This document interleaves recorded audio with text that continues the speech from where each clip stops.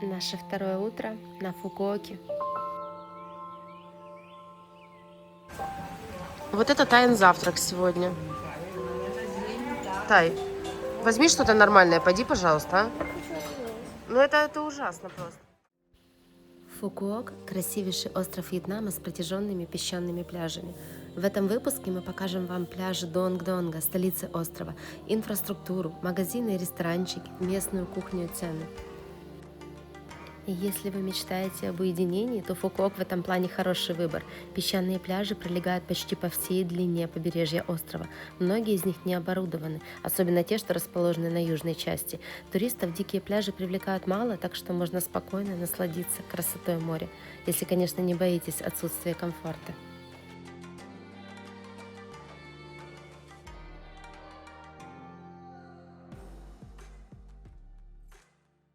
Всем доброе утро. Сегодня у нас пляжный день, такой ленивый тюленей отдых. Полежим возле бассейна, потом спустимся на наш пляж. Хотим пройтись просто по берегу, посмотреть какие кафешки.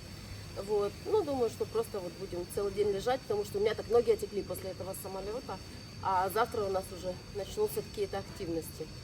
Наш отель достаточно маленький, тут всего лишь пару домиков бунгало, но на завтраке людей достаточно много, хотя у бассейна мы один. Они все куда-то разбежались, и мне нравится, что здесь зелени очень много, и ты как в каком-то тропическом саду. Я вот хочу сказать, что я уже час сижу в бассейне, а та я до сих пор не залезла. Вода обалденно теплая, вообще климат такой мягкий, хороший здесь. Я здесь не стою. Шикарная вода, заходи. Хочу вам так быстренько показать территорию нашего отеля Ла Мер.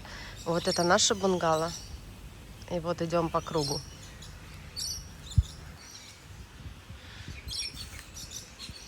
Давайте пройдем по дорожке, посмотрим.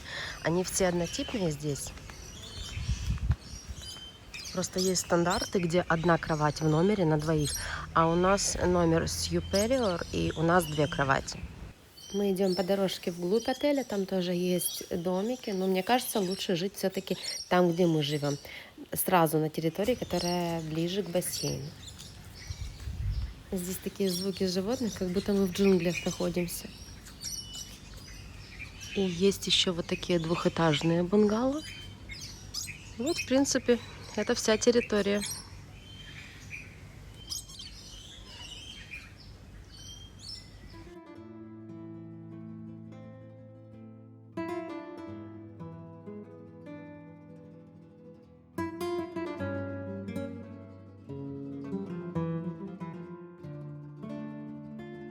Я очень люблю такие места, тихие, спокойные.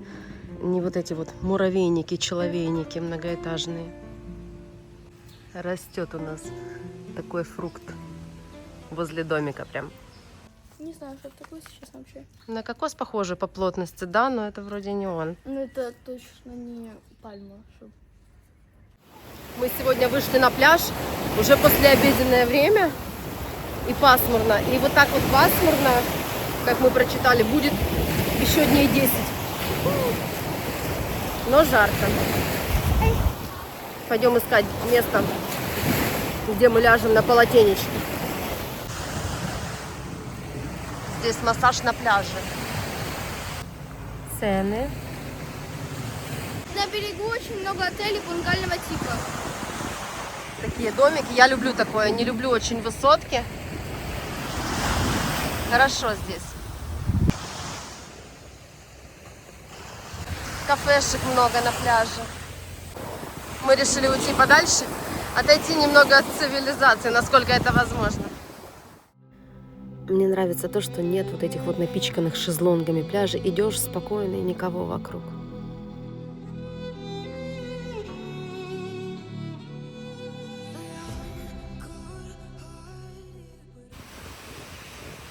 Так классно здесь. Много этих качелек разных по берегу, пальмы, людей немного. Остров Фукуок это более такой пляжный отдых, так как в основном все едут сюда, чтобы покупаться в море, полежать на песке и все такое, так как тут очень много красивых и разных пляжей. А еще здесь есть самая длинная канатная дорога в мире. И мы на ней обязательно побываем через пару дней, я думаю.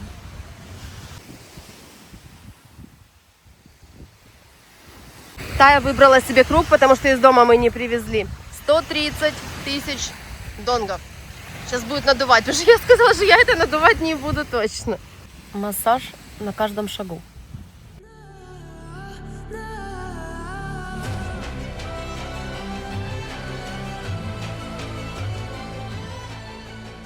Надула, тая круг. Вообще-то в Азии я была только один раз, и это Турция, но мама не считает это прям за Азию, но по континенту так считается. А вот именно в Азии я в первый раз, и, если честно, у меня было немного другое представление об этом, не знаю даже почему.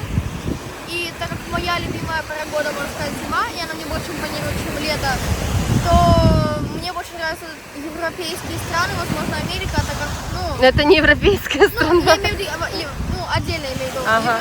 Европа, в общем-то, Америка и Азия я не осуждаю, но мне ближе все же Европа, там, где снег, холод, Одесса. И вот даже вот мы часто путешествуем и так далее, но для меня отдых это именно Одесса. Так Для меня тоже в Одессе всегда отдых. Я дома отдыхаю. Вот, но здесь же классно. да, но у меня немного другое представление было, в общем-то, об Вьетнаме, не знаю. Короче, я хочу сюда с Геной приехать. Все, Тая уже пошла плавать, а я хочу пойти на массаж. Поэтому я пока... Она черная, Водоросли! нет,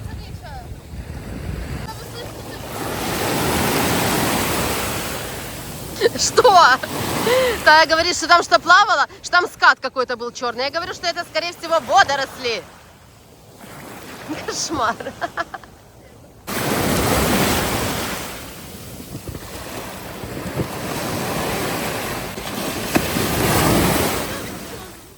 Повсюду на пляже есть активности, парашют, банан, водные мотоциклы. Вот эти водоросли сегодня здесь намыла, и Тая там рассматривает, боится, чтобы никто к ней не подплыл, чтобы ее никто не укусил. Говорит, мама, стой, смотри, чтобы скат не подплыл.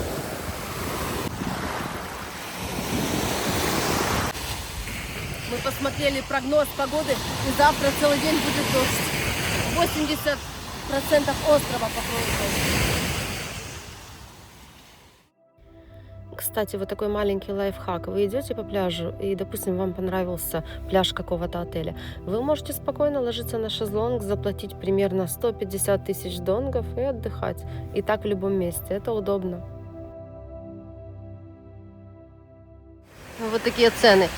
Хотела идти сначала только ноги, массаж ног после перелета, но посмотрела на разницу, тут 50 тысяч разница и целый час все тело. Пойду я на массаж тела. Я пришла на массаж спины и ног.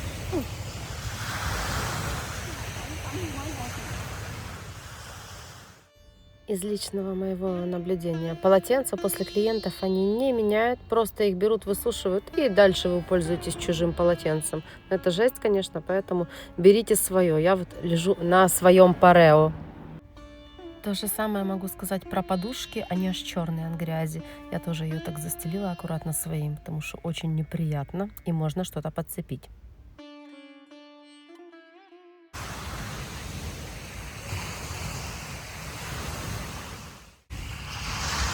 Мои впечатления от массажа. Не успела я вообще даже ляпнуть. Мне на лицо такой слой алоэ вера налепили. Не спрашивай, хочу я этого или нет. Короче, все потекло, тушь потекла. Вообще не успела слова сказать. Я вообще не хотела массаж лица. Думаю, ну ладно. Но массаж делать, говорю, не надо. Without face. Спину нормально она сделала, ноги, руки более-менее. Ну, наверное, второй раз я бы к ней именно не пошла. Потому что я была у многих массажистов, и есть, которые девочки делают прям вот хорошо-хорошо. С лицом это, конечно, полная жесть. Я аллергичка, и у меня, если что-то не то нанести, у меня сразу красные пятна появляются на лице, прям как серьезно. И я думаю, что сейчас вот я приду домой, это еще такие, вот сейчас мелочи. А когда приду, будет капец полный. Пойду я в море окунусь, потому что я вся в масле полностью.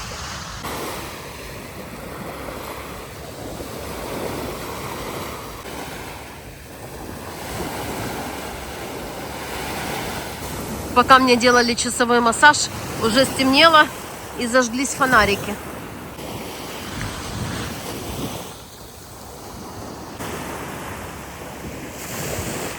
Мы с Таей сегодня вечером вышли в наш район пройтись. Сейчас поужинать пойдем. Здесь мы обедали вчера.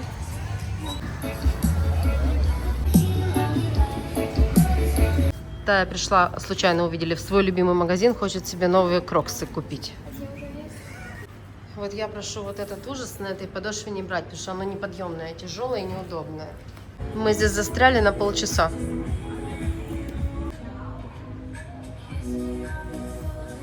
Тая уже в обновке. Удобно?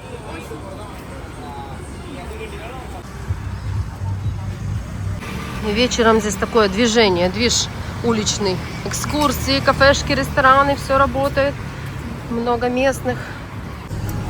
Зашли в кафешку, но проблема, потому что Тая ж не ест ни рыбу, ни мясо.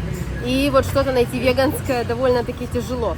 Суп есть тыквенный, она не хочет. Овощи не хочет. А что? Я не знаю, что еще. Чем тебя кормить, а?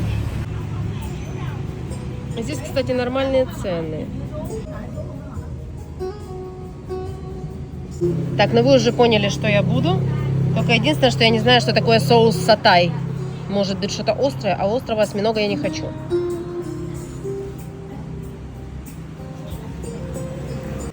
Лягушка с соломой – это сильно. Вы часто пишите в комментариях, чтобы мы побольше показывали цены разные в магазинах, на рынках, в ресторанах. Ну вот мы будем стараться это делать. Да, если это твой ужин, то это жесть полная. Жареный арахис – это не ужин. Тофу будет. Ну тофу понятно, но это все равно плохой ужин. Надо овощи кушать. Кожурев такой. Такая порция, маленькая. Но я думаю, что я наемся. Я вообще тут хочу на 5 килограмм похудеть во Вьетнаме за 2 недели. Потому что кто-то разъелся. Тая их так замучила, что нашли 2 банана ей. Потому что сказали, что фруктов нет в меню. Тая просто писала в переводчике. Полчаса мучила эту женщину. И нашли тебе, да? Странные такие. А зато порция тофу тайного, такая гигантского размера, Так да? его не готовят, типа не едят сырым. Ну ты же сама заказала без соуса, вот они и принесли. Так, что это такое, я не знаю. Прикольно. Соус такой остренький, я его чуть-чуть добавлю. Так интересно по вечерам тут бродить по этим местным улицам, капец.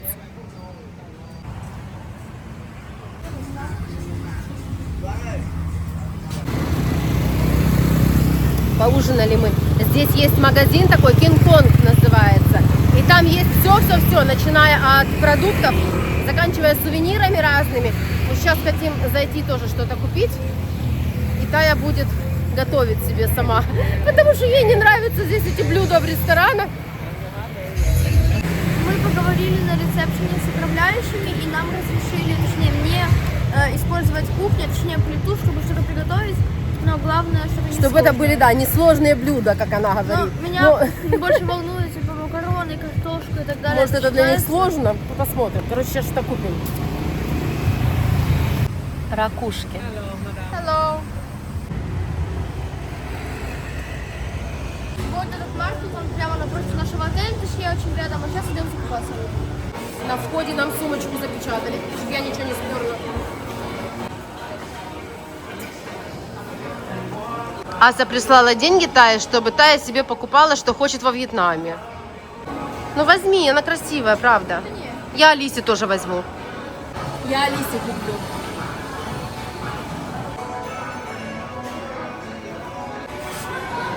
Я очень люблю такие вещи, возьму себе.